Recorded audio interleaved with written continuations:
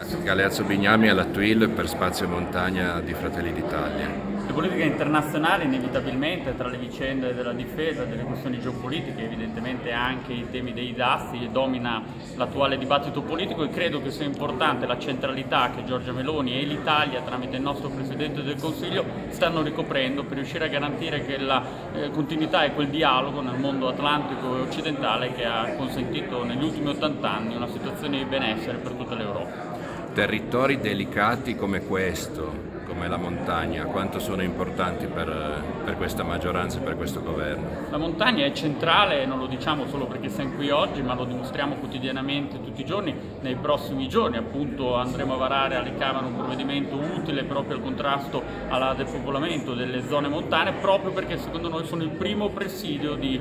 custodia e cura di un territorio che altrimenti, senza la presenza dell'uomo e senza l'incentivazione dell'attività umana, rischia di essere sguarnito e non custodito.